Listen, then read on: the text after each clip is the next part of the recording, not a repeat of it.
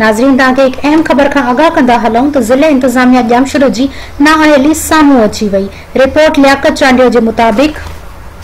District bar Jamshoro जे सदर Mir Ahmad Mangrio, vice president Ishaq Qureshi, ex president Noorul Amin Sipio, joint secretary Shahid Sahto, senior advocate Nisar Ahmed Chandio, senior advocate Abdul Hakeem Chandio, advocate Imtiaz Ali Mangi, advocate Ejaz Ali Jatoi, advocate Amir Bakhsh Chhachhar, advocate Irfan Rahujo, advocate Sadiq Buledi गॾियल press conference कंदे चयो त corona virus आलमी वबा कोविड-19 जे पुखड़जण सां सॼी दुनिया जे माण्हुनि में हिकु ख़ौफ़ पुखड़जी वियो आहे। जिते जिते इहा वबा पुखड़जी आहे उते जी हुकूमतुनि जंगी बुनियादुनि ते पंहिंजे माण्हुनि जी ज़िंदगी बचाइण जे लाइ उपाउ वरिता आहिनि। पाकिस्तान ख़ुसूसन सिंध में हिन वबा जॾहिं पंहिंजा असर ॾेखारण शुरू कया त सिंध हुकूमत बि माण्हुनि जे बचाव लाइ उपाउ वठण शुरू करे ॾिना। हिननि वधीक चयो जी असां बार जे साथ मुल्क जे सभिनी ज़िम्मेदार हल्कनि जीअं हुकूमत वक़्तु लोकल गवर्नमेंट इंतज़ामिया खे वबा जी रोकथाम लाइ उपाउ वठण जे सिलसिले में पंहिंजे हर ताउन जो यकीन ॾियारियो ऐं वसाहर इंतज़ामिया ऐं माण्हुनि जा मददगार रहियासीं। प्रेस कॉन्फ्रेंस दौरान हिननि वधीक चयो त कोरोना रिलीफ फंड में 2 करोड़ 81 लख रुपया ज़िले ॼामशुर में मुक़रर थिया। लॉकडाउन जे ॾींहनि में माण्हुनि जी माली सहायता करण एवज़ सिंध गवर्नमेंट ज़रूरतमंदनि खे घर वेठे लॉकडाउन जे अरसे में राशन ॾियण, फैक्ट्रियुनि जे वर्करनि खे संदन पघार ॾियण जो ऐलान कयो, जेको अप्रैल जे पहिरें हफ़्ते में ई सिंध हुकूमत ज़िले सतह ते फोकल पर्सन मुक़रर कया ऐं डिप्टी कमिश्नर जी निगरानी में कमेटियूं ठाहे अहिड़ी विरासत शुरू करे छॾी। हिन वधीक ॿुधाईंदे चयो त ज़िले ॼामशुर में हर बाशऊर फर्द जीअं असांजी बार बि अहिड़ियुनि सहूलतुनि ऐं लॉकडाउन वारे समाजी फ़ासिले खे क़ाइमु रखण वारे मामले ते नज़र हुई ऐं ज़िले इंतज़ामिया जी सिहत जी सहूलतुनि करंटीना सेंटर्स जी हालत ज़ार तमामु घणी ख़राब हुई, जंहिं ते असांखे एतिराज़ कया। उन खां अलावा असांजो एतिराज़ तॾहिं वधियो जॾहिं राशन जी गैर मुनसिफ़ाना विरासत कई वई ऐं फ़ासिलो न रखियो वियो। हिननि चयो त असां एहतजाज कयो ऐं न ई वरी कोर्ट में पटिशन दाख़िल कई, बल्कि इंतज़ामिया सां राब्तो करे पंहिंजे मौक़िफ़ खां आगाह कयो, जंहिंमें राशन जी मुनसिफ़ाना विरासत ऐं मयार, सिहत जूं सहूलतूं, समाजी फ़ासिले खे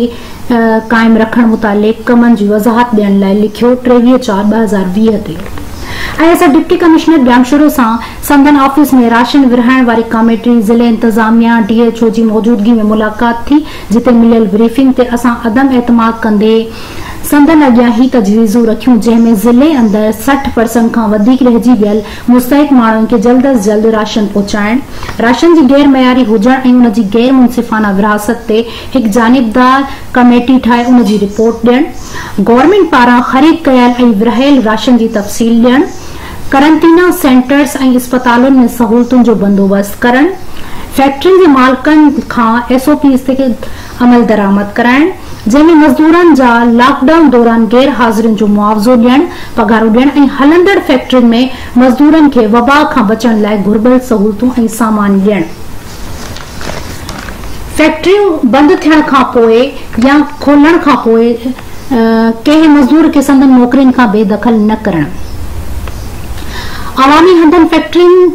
चौकनि ऐं बाज़ारनि में समाजी फ़ासिलो क़ाइमु करण। प्रेस कॉन्फ्रेंस दौरान हिननि वधीक चयो त अॼु 14 ॾींहं थी विया आहिनि मगर न रहियल मुस्तहिकनि ताईं राशन पहुतो, न वरी सरकारी तोड़े गैर सरकारी राशन जी विरासत जा अंग अखर छापिया विया आहिनि ऐं नई गैर जानिबदाराना कमेटी ठाहे गैर मुनसिफ़ाना ऐं गैर मयारी राशन जी विरासत मुतालिक़ जांच कई वई आहे।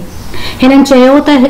अस्पतालुनि जूं हालतूं एतिरियूं त ख़राब आहिनि जंहिंखां हर इंसान वाक़िफ़ आहे। ज़िले जे अंदरि समाजी फ़ासिलो क़ाइमु न पियो कयो वञे, मज़दूरनि जी पघारूं न मिलियूं आहिनि, हलंदड़ कारखाननि में कम दौरान वबा खां बचाव लाइ हिफ़ाज़ती सामान न ॾिनो वियो आहे ऐं ॿीहर खुलंदड़ कारखाननि में पोड़ियतनि खे बरतरफ़ करण जूं ख़बरूं मंज़र आम ते अची रहियूं आहिनि।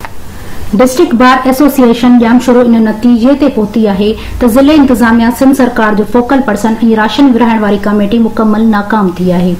ऐं कॉन्फ्रेंस में वधीक बयान कंदे चयो त ज़िले इंतज़ामिया जी निगरानी में हिकु समाजी तंज़ीम राशन विरहाइण वारे अमल दौरान खुदा जी बस्ती में ग्राउंड में जहिड़ी रीति समाजी फ़ासिलो न रखंदे कलम 144 जी भञ कड़ी कई आहे, माण्हुनि खे कतार में ओकड़ो विहारे रेड़ियूं पाराए पोइ राशन ॾिनो। अहिड़ी सूरतहाल खे ॾिसंदे चयो त असां ज़िले इंतज़ामिया ऐं निजी तंज़ीम जे ज़िम्मेदारनि ख़िलाफ़